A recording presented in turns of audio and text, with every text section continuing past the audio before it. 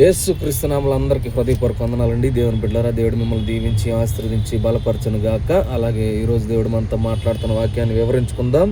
మరి లోకాసు వార్త 2:36, 37 చూసినట్లయితే, మరి 36, 37, 38, 39 కూడా 39 కూడా చూసినట్లయితే, 38 చూసి చివరి దాకా చూసినట్లయితే, ఇక్కడ అన్న అని ఒక స్త్రీ ఉందండి. 37 చూసినట్లయితే, మరి 84 సంవత్సరాల విధవరాలై ఉండి దేవాలయంలో ఉపవాసములతోనూ రేయింబగళ్ళు సేవ చేయుచుండును. మరి ఇక్కడ మరియు ఆమె గోత్రికురాలను సమూయేలు కుమార్తె అయిన అన్న అను ఒక స్త్రీ ఉండెను. ఆమె కన్యత్వం మొదలుకొని 7 ఏండ్లు పెనిమిటితో సంసారం చేసి బహుకాలం గడిచినదై 84 సంవత్సరాలు విధవరాలై ఉండి దేవాలయంలో విడువక ప్రార్థనలతోనూ రేయింబగలు సేవ చేయుచుండెను.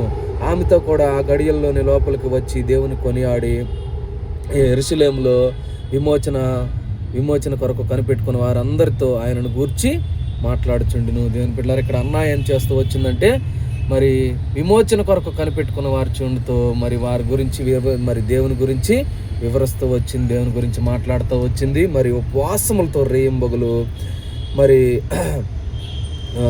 ఆమె కూడా గడియల్లోనే లోపలికి వచ్చి దేవుని కొనియాడి యెరూషలేములో విమోచన కొరకు కనిపెట్టుకున్న వారందరితో ఆయనను గూర్చి మాట్లాడుచుండెను.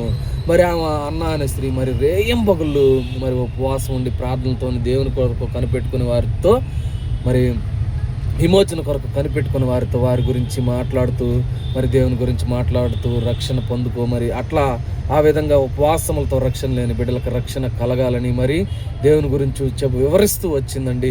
మరి అలాగే మరి ఈ దినాల్లో మనం ఎట్లా ఉన్నామంటే, దేవుని బిడ్డలారా, మనం మరి అన్న అయితే ఉపవాసములతో ఉండి ప్రార్థన చేయొచ్చు, మరి ఆహారం లేకుండా ఉపవాసములతో ఈ క్రిస్మస్ దినాల్లో ఉందాం. మనం దేవుని గురించి వివరించే వారిగా ఉందాం. దేవుని బిడ్డలారా, దేవుడు మిమ్మల్ని దీవించి ఆశీర్వదించి బలపరచునుగాక. దేవుని రాకడకై మీరు సిద్ధపాట్లు ఉందురుగాక.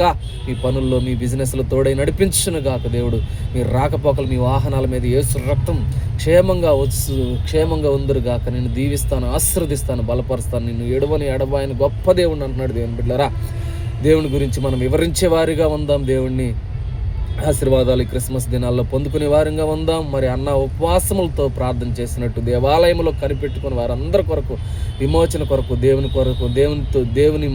గురించి విమోచన కొరకు కనిపెట్టుకుని వారితో మాట్లాడినట్టు మనం కూడా దేవుని గురించి విమోచన, ఎవరికైతే రక్షణ లేని బిడ్డలకు రక్షణ కలగాలని వారితో మాట్లాడుతూ ప్రార్థన చేద్దాం.